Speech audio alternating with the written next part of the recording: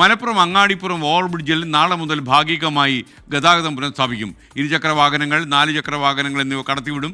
Heavy വാഹനങ്ങൾക്കുള്ള നിരോധനം നാളെയും തുടരും. അറ്റകുറ്റപ്പണികൾക്കായിട്ടാണ് പാലക്കാട് കോഴിക്കോട് ഹൈവേയിലെ ഈ പാലത്തിൽ ഗതാഗത നിരോധനം ഏർപ്പെടുത്തിയത്. വിപിൻ സി വിജയൻ പറയൂ വിശദാംശങ്ങൾ.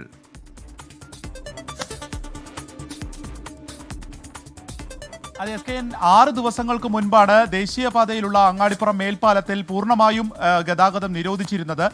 നാളെ മുതൽ അതിൽ ഇരുചക്ര വാഹനങ്ങളും ഒപ്പം തന്നെ 4 ചക്ര വാഹനങ്ങളും അതിലൂടെ പ്രവേശിപ്പിക്കും. ഒപ്പം തന്നെ ഹെവി വാഹനങ്ങൾക്കുള്ള നിരോധനം തുടരുകയും ചെയ്യും. ബസ്സുകളുടെ കാര്യത്തിൽ ഉടൻ തീരുമാനമെടുക്കാനും ഇന്ന് ചേർന്നിട്ടുള്ള റീജിയണൽ ട്രാൻസ്പോർട്ട് അതോറിറ്റി യോഗത്തിൽ തീരുമാനിച്ചിട്ടുണ്ട്. 2 പ്രധാനപ്പെട്ട കാര്യങ്ങളാണ് ഇന്ന് തീരുമാനിച്ചിരിക്കുന്നത്. ഒന്ന്, തിരുമാതാംകുന്ന് ക്ഷേത്രത്തിന് മുൻപിലുള്ള ആ ഒരു ബസ് സ്റ്റോപ്പ് അത് 100 മീറ്റർ പെരിന്തൽമണ്ണ ഭാഗത്തേക്ക് മാറ്റി സ്ഥാപിക്കും. കാരണം അവിടെയാണ് അതിരൂക്ഷമായിട്ടുള്ള രീതിയിൽ ഗതാഗത കുരുക്ക് ഉണ്ടായിരുന്നത്. അപ്പോൾ ഇത്തരമൊരു തീരുമാനമുണ്ട്. മറ്റൊന്നുള്ളത്, ഇനി ട്രാഫിക് പഴയതുപോലെ ആക്കി കഴിഞ്ഞാൽ രാവിലെ 8:30 മുതൽ 10:30 വരെയും വൈകിട്ട് 3 മണി മുതൽ വൈകിട്ട് 5 മണി വരെയും ഭാരം കൂടിയ ഹെവി വാഹനങ്ങൾ ഇതിലൂടെ കടത്തിവിടേണ്ടതില്ല എന്നുള്ള ഒരു തീരുമാനവും എടുത്തിരിക്കുകയാണ്.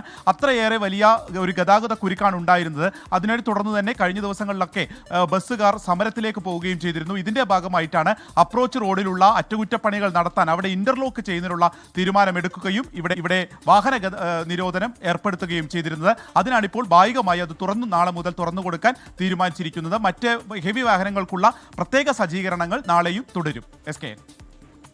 Okay, thank you Vipin C Vijayan.